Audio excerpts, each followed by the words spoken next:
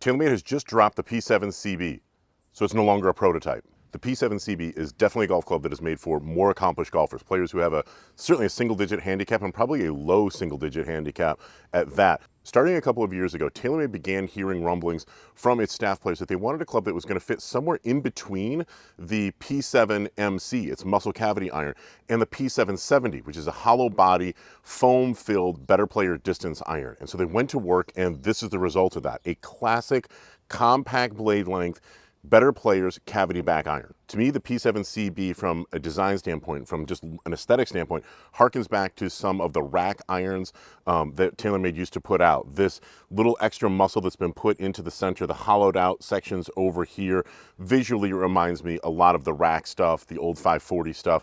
It is very, very clean in the address position. When you put this golf club down and you set it behind a golf ball, you see a classic better players club. And obviously you can see that there is a little bit of perimeter weighting that has been positioned here, so there will be a touch of forgiveness, but not a lot. If you were looking for a very forgiving iron in the TaylorMade stable, you would certainly start with the QI irons and then work your way down towards P790, P770. By the time you get to the P7CB, is there a little bit of forgiveness that's baked into here? Yes, but not all that much. This is clearly an iron that is designed for more accomplished golfers who like to work the ball around the golf course. But that's not to say that TaylorMade didn't put some technologies into the new P7CBs, and you can see them right there. See?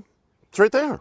TaylorMade forges each one of the P7CBs using 1025 carbon steel, which is a very soft material. However, after the initial forging, a long rectangular piece is going to be milled out in through here, and another smaller square-shaped piece is milled out in the sole, out a little bit more towards the toe. In the larger of the two areas that's been milled out, a metal matrix composite material has been added, and then in the smaller section that's been milled, a tungsten weight has been positioned. The metal matrix composite material weighs only 1/7 of the 1025 carbon steel that it replaces. So a couple different things are dynamically going to be happening. Number one, the center of gravity is going to be shifted because more of the overall mass of the club has been shifted out towards the toe. It's counteracting the weight of the hosel. So the ideal hitting area has been positioned more into the center of the face than being just a little bit towards the heel. The other thing that happens when you put a little bit of tungsten out here into the toe area is that it is also going to help to lower the center of gravity, especially in the longer irons. The specific amount of tungsten varies by club. So in the long iron, TaylorMade is able to drop the center of gravity position to encourage a little bit higher ball flight, which just about everybody would want out of their 3, 4, and 5 iron. Now you can't see into those technologies because after the metal matrix composite material and the tungsten have been added, a steel sole plate has been applied over the top, and then once again the whole thing goes into the forging and is forged all together to create one piece. Now the great thing about these performance enhancing technologies is that they do their job without actually making the P7CB any larger. It's a really important thing for better player irons that companies that try and make them appealing to really good players, to people who are going to be consistently contending for club championships, who are going to be shooting, you know, in the mid to lower 70s on a regular basis, they don't want to see a very long blade length. They don't want to see a thick top line. They want something that is going to be old school, that is going to be compact, classic in looks. You can give them technologies, but they don't want to see it. They have a very set idea about what a better player golf club is going to look like, or what it should look like, and the P7CB is going to tick those boxes. Now, as you might suspect, the lofts on the P7CBs are going to be very traditional. You've got a 3-iron at about 20 degrees of loft. This 6-iron has 29 degrees of loft, and there is an included pitching wedge in the set, and that has 46 degrees of loft. The really nice thing about that is that with those types of loft, more accomplished players may not have to get a new gap wedge or tinker around with their wedge setup if they want to go with the P7 pitching wedge. 46 degrees means you can keep your 50 degree or maybe even your 52 degree gap wedge in play without worrying about gapping and creating problems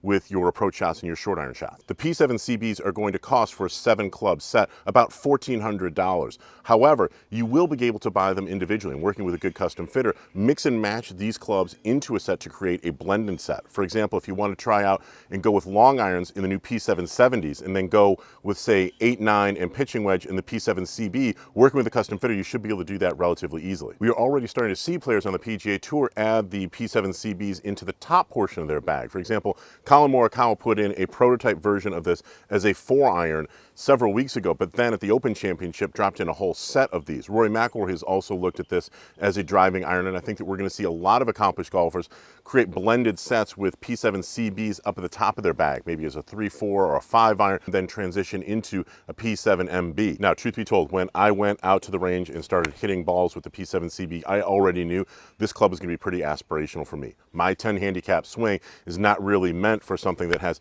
this compact a blade length and does not really have as much forgiveness in an iron as I'm going to require. However, when you hit these things flush, and when I hit good shots with the P7CBs, this was sort of like hitting a C chord with your Fender Strat. It absolutely is just pure. The feel is really buttery soft.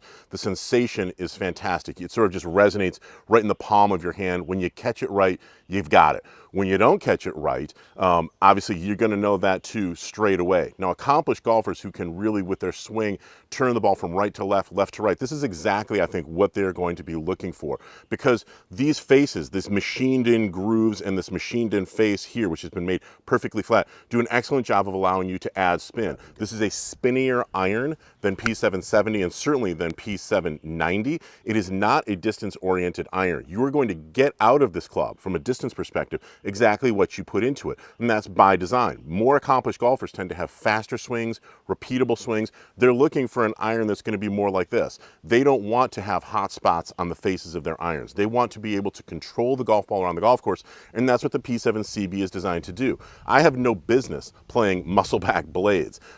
This club is, I think, something that I could consider with my 10 handicap as an 8 iron, 9 iron, as a pitching wedge, going with P770s more into the working class portion of my bag as my longer clubs and my middle irons.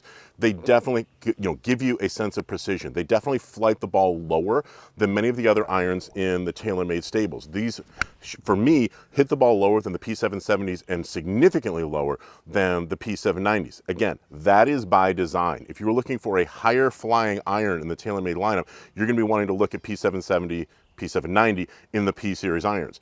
If you're somebody who looks for a lower flight and you want to get the ball to go up in the air because of the swing that you apply to it, now you're talking about P7CB. Listen, if you've got a question about the P7CB irons from TaylorMade, please be sure to drop them into the comment area below. It would obviously be fantastic if you would like, comment, subscribe to this video.